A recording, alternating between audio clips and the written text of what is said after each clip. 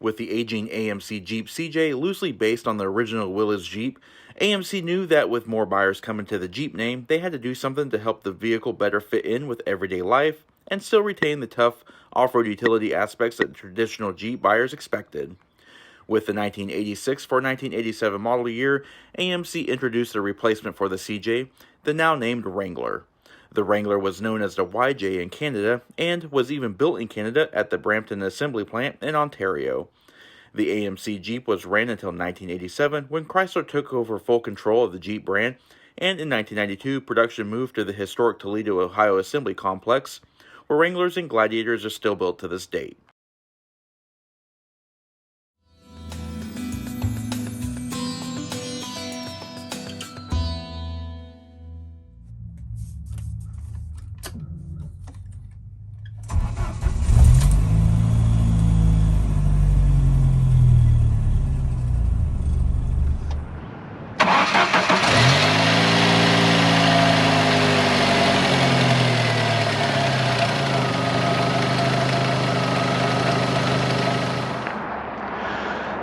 Hello everyone, in today's in-depth review, we're taking a trip back in time to 1993 and presenting this bright white 1993 Jeep Wrangler YJ.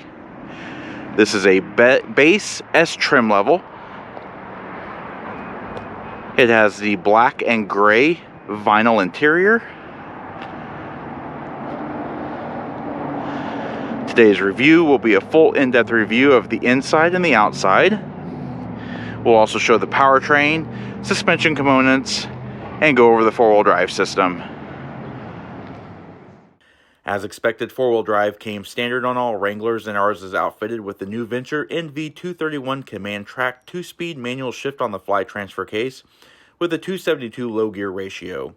The Wrangler and its body-on-frame construction features an 8.15-inch ground clearance with an approach angle of 51 degrees, a departure angle of 42 degrees, and a ramp breakover angle of 19.8 degrees.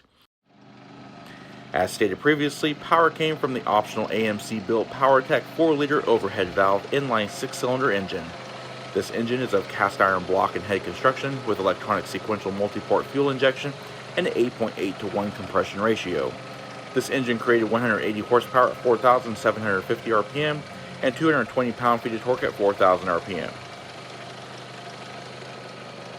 The Wrangler wasn't built for performance, but could accelerate from 0 to 60 miles per hour in around 7.8 seconds. The quarter mile was reached in 16.6 seconds at 82 miles per hour, and its top speed is limited to around 90 miles per hour. All Wranglers are equipped with 15 US gallon fuel tanks, although a 20 gallon was optional. They consumed a whopping 6.2 gallons per 100 miles driven, with an estimated total driving range of around 240 miles. As expected, fuel economy isn't great. EPA fuel economy figures are 15 miles per gallon in the city, 18 miles per gallon on the highway, and 16 miles per gallon combined. In 1993, two transmissions are offered with the 6-cylinder, a 3-speed TorqueFlite TF99 automatic, or, as standard, in ours, the Aisin 5-speed AX15 manual transmission. The Jeep Wrangler has a gross vehicle weight rating of 4,300 pounds, a curb weight of 3,083 pounds, with a total payload capacity coming in at 1,217 pounds, and a total max capacity of towing for 2,000 pounds.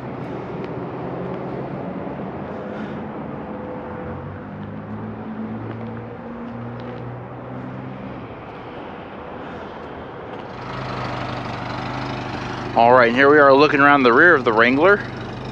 Not much to see here. Very basic, very utilitarian. Contrasting black composite hardtop with glass windows, black fenders, black Wrangler badges.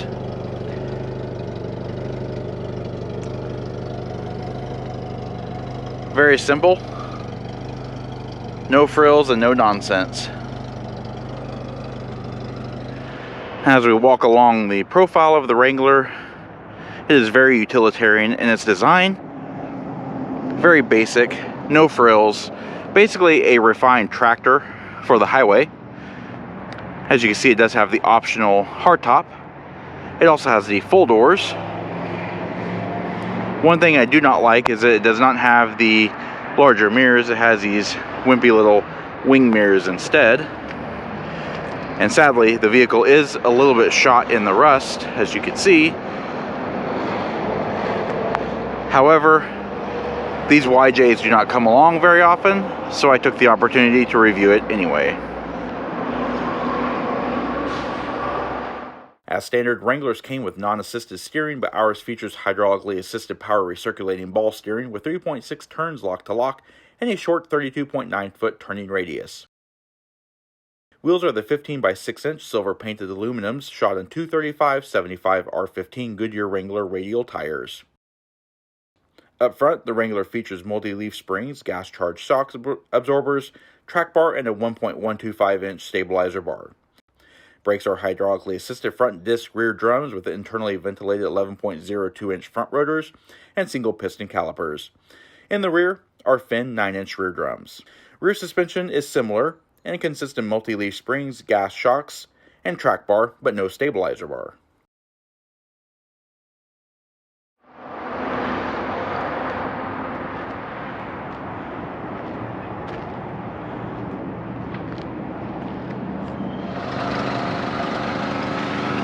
Up front, the Wrangler is a huge departure from the CJ that it replaces, in the fact that it does have the square headlamps and square turn indicators, as well as the more angular 7-slot grille, whereas the CJ had a flat, rounded grille openings. Also highlighted by the squared off fenders instead of the round ones. But the Wrangler keeps the same traditional utilitarian frame. It's a body-on frame with leaf spring suspension.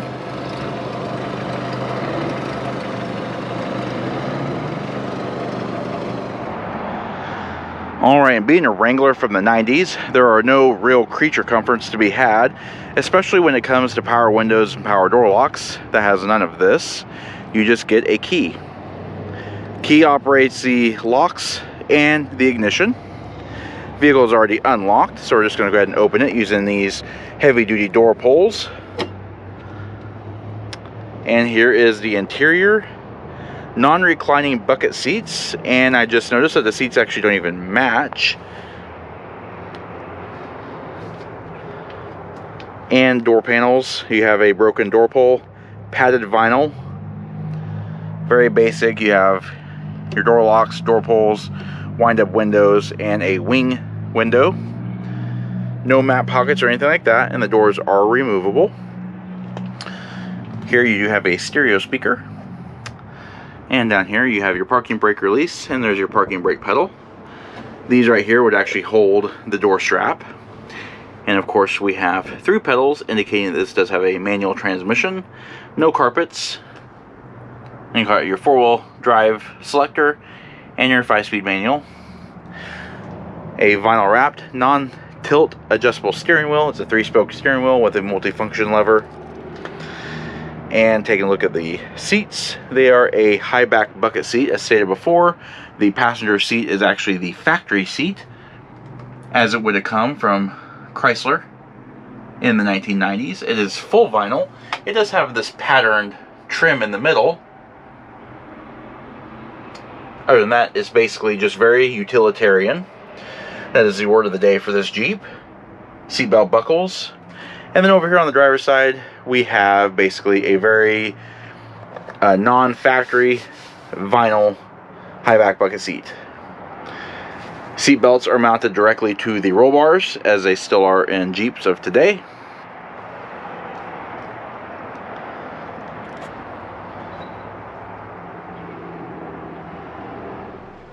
Alright, now we're inside. We're going to pan through the interior and I'm going to show more details.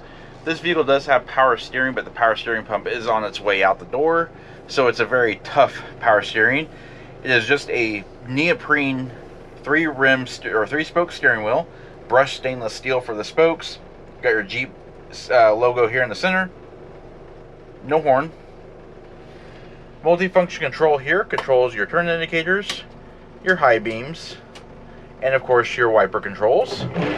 Just very basic, typical Jeep. Alright, and then we do have a flat dashboard. It does have a vinyl crash pad style topper here, but we're going to go over it. It is a fully instrumented vehicle. The brake warning light is only on because I have the parking brake set. Over here to the far left we have a 7,000 RPM tach, a bank of warning lights. Over here we have a 100 mile per hour speedometer with 202,840 miles registered. This is a blank here. Normally there would be a clock, fuel gauge, coolant temperature gauge, oil pressure gauge, and battery voltage. Over here you have a small little storage cubby, and of course your actual glove box is down below here. It does have the vehicle's owner's manual inside, and we do have a aftermarket AM/FM CD player. No air conditioning here. We just have heater controls and vent controls. Down below we have an ashtray, cigar lighter, and in this little panel here, underneath the steering wheel, rear defroster and rear wiper control.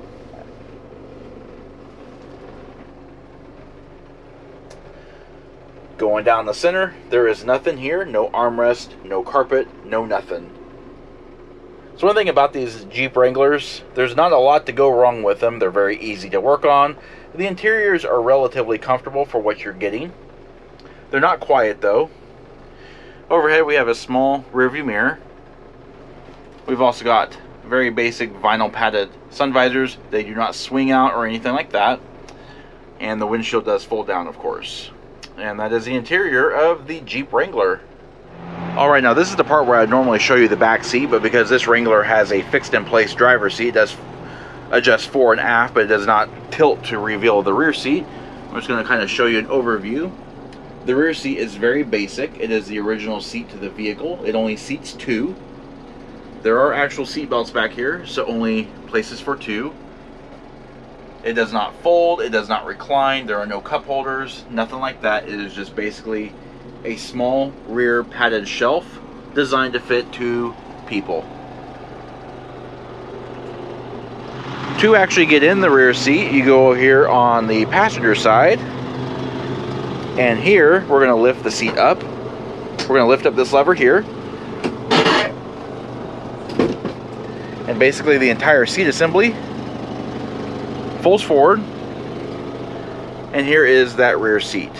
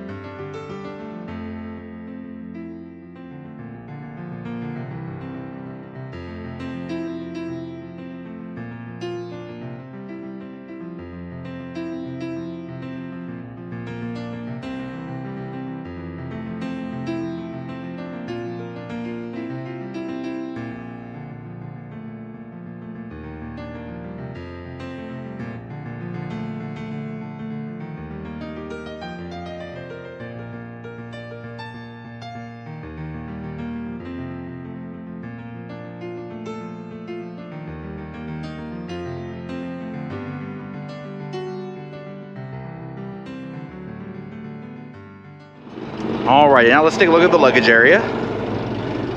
First we're going to open the gate door, and then we're going to open the flipper glass here. It is on hydraulic struts. And here is the load floor. Not very much space. The seat is removable. The previous owners actually rhino lined this entire area, so it's pretty nice, pretty sturdy. But if you remove the seat, you do have a ton of storage space. And closing it is in the opposite direction. You will do the flipper glass first, and then you're going to close the gate. And that does conclude our in-depth walk-around review of the 1993 Jeep Wrangler YJ.